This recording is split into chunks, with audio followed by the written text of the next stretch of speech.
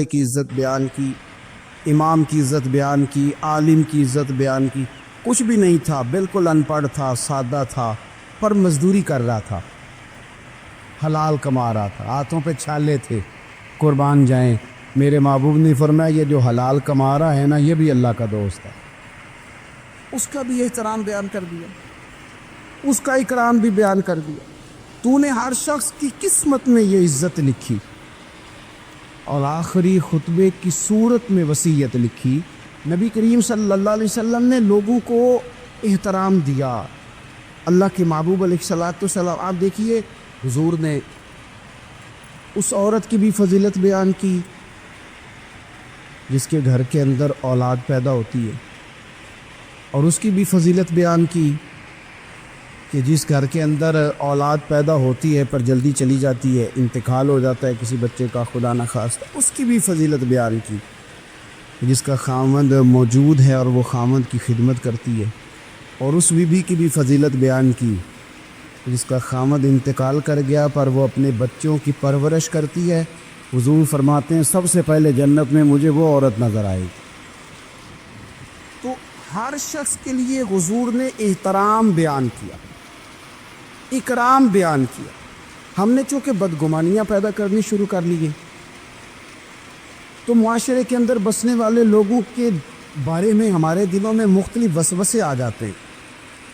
مختلف وسوسے کسی بھی شعبے کے کسی بھی آدمی کے بارے میں کوئی 2 4 5 باتیں اپنے ذہن میں اکٹھی کر کے یا کانوں میں کسی نے وہ بات ڈال دی تو ہم ذہن بنا لیتے ہیں کہ یہ گاڑیاں چلانے والے تو بندے ٹھیک ہی نہیں ہوتے، یہ جناب پولیس کے محکمے کے لوگ تو درست ہوتے ہی نہیں، فلانے محکمے کے لوگ تو ہوتے ہی خراب ہے. ذہن بن جاتا ہے. پھر آہستہ آہستہ ادب انسان کے دل سے رخصت ہوتا ہے. ہمیں دین نے ادب سکھایا، احترام سکھایا. میرے رسول کریم علیہ الصلوۃ والسلام کی وہ ذات بابرکات ہے. ہمیشہ یہ ہوتا تھا کہ چھوٹے بڑوں کا ادب سکھاتے تھے، پر یہ واحد دربار مصطفیٰ ہے کہ جس کے آداب خود رب کریم نے بیان فرمائے. فرمایا یا ایھا الذین آمنوا لا ترفعوا اصواتکم فوق صوت النبی.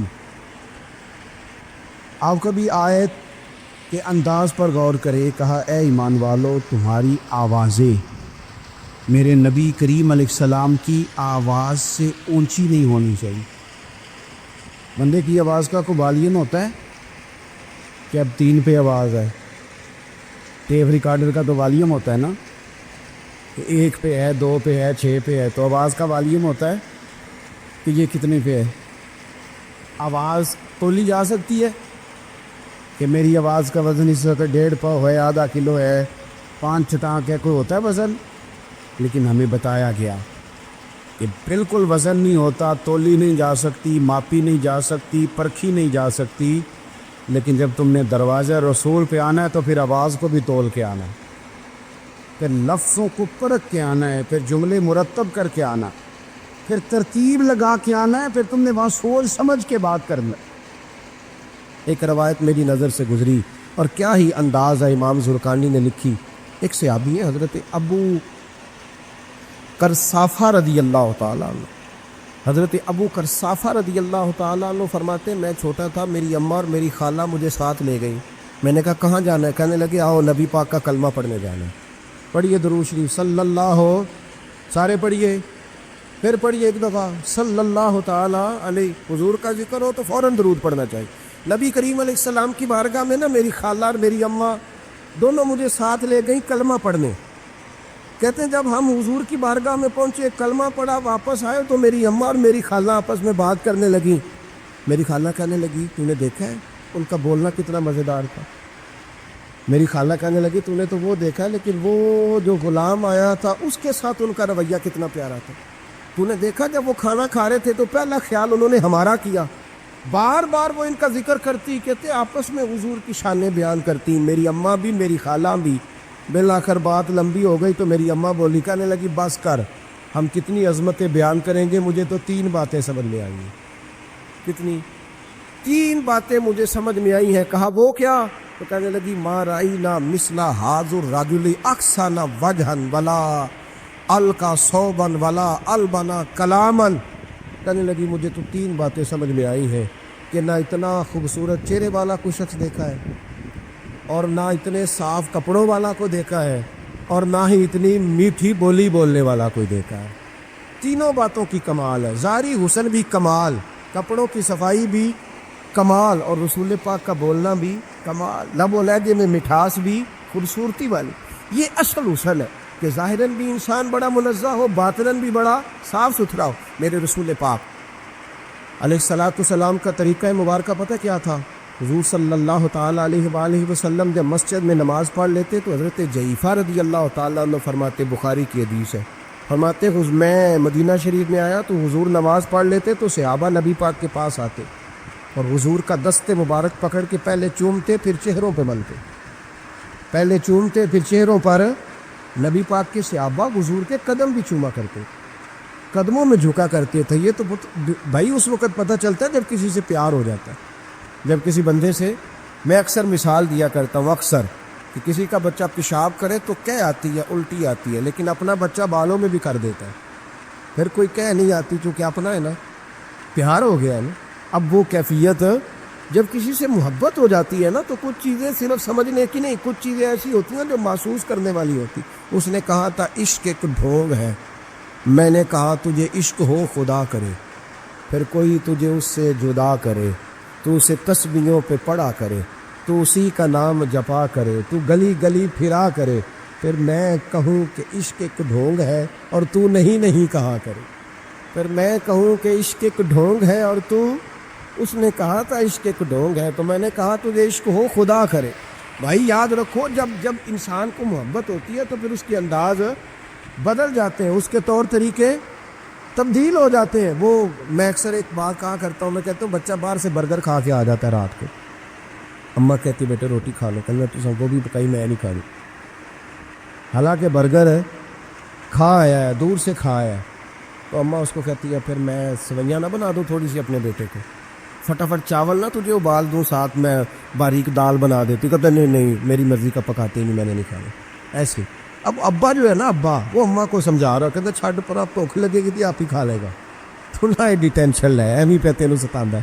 اماں کیا کہتی ہے؟ کہتی نہیں مجھے نیند نہیں آ رہی، کھائے گا تو سکون آئے گا۔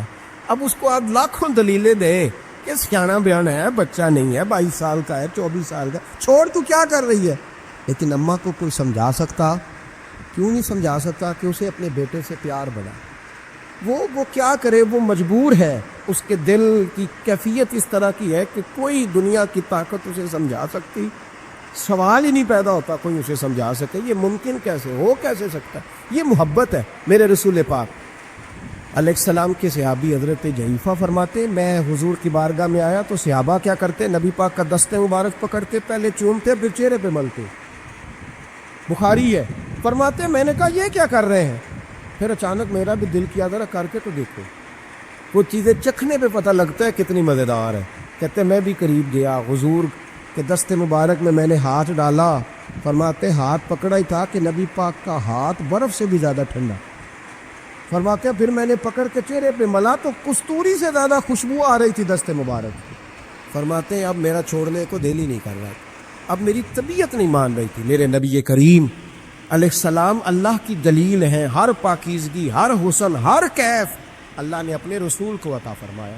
دنیا کی جتنی غلاظتیں تھیں جب کوئی حضور کے قریب جاتا تھا تو ساری غلاظتیں دور ہو جاتی۔ کما ارسلنا فیکم رسولا منکم یتلو علیکم آیاتنا ویزکیکم، اللہ فرماتے ہیں میرے محبوب تم پر میری آیتیں پڑھیں گے اور تمہیں پاک فرما دے، تمہاری ساری ناپاکیاں نبی پاک دور کر دے، ہر غلاظت تم سے دور ہٹ جائے۔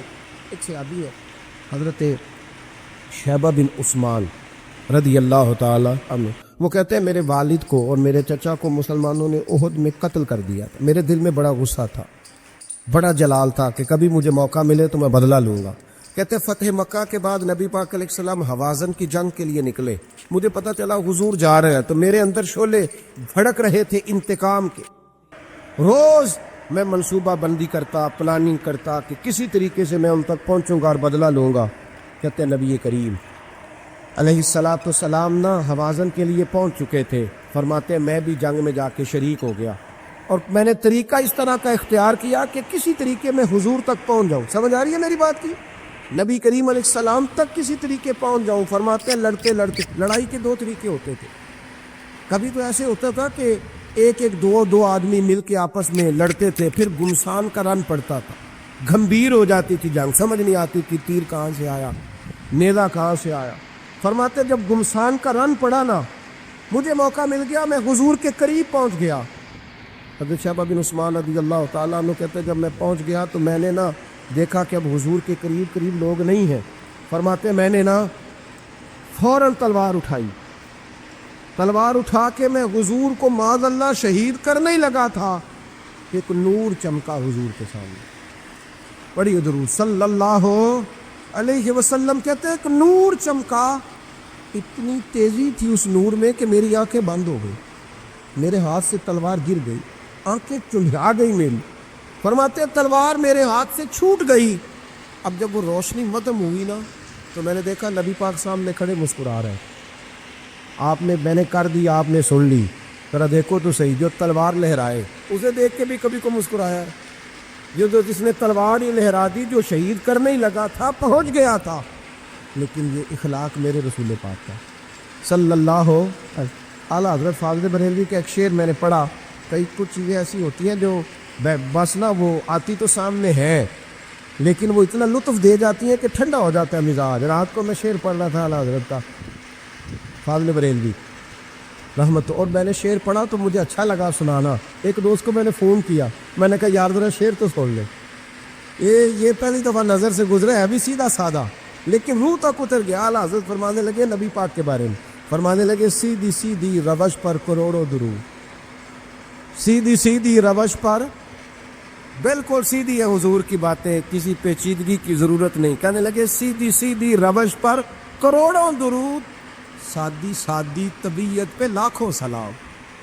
سادی سادی طبیعت پہ سیدھی سیدھی روش پر کروڑوں درود, اور سادی سادی طبیعت پہ لاکھوں سلام. میرے نبی کریم صلی اللہ علیہ وسلم مجھے دیکھ کے مسکرائے, اور فرمایا جب حضور مسکرائے نا تو میں نبی کریم علیہ الصلوۃ والسلام کو دیکھ کے حیران ہوا کہ میں نے تلوار تانی تھی اور حضور نے مسکرانا شروع کیا.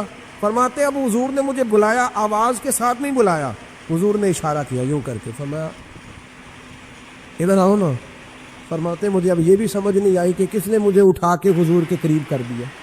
فرماتے میں نبی کریم کے قریب گیا تو حضور نے میرے دل پر 3 تھپکیاں دی. ایک تھپڑ ہوتا ہے, ایک تھپکی ہوتی, پتہ ہے نا فرق کا. ایک تھپڑ کو مارے تو جلال آتا ہے, اور تھپکی دے تو پیار آتا ہے. کہتے حضور نے 3 تھپکیاں دی, اور دی بھی میرے دل پر, 1 پھر 2 پھر 3.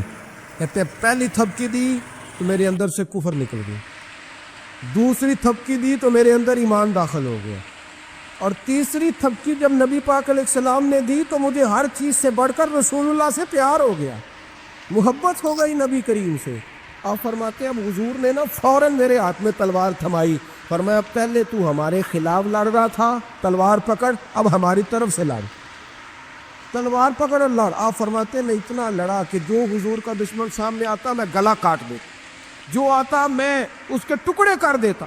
فرماتے پہلے میں باپ کا بدلہ لینے آیا تھا, اور اب میرا یہ حال ہے کہ اگر میرا باپ بھی سامنے آئے گا تو میں اس کا بھی گلا کاٹ دوں گا, لیکن حضور کے قریب کسی کو جانے نہیں دوں گا. حضرت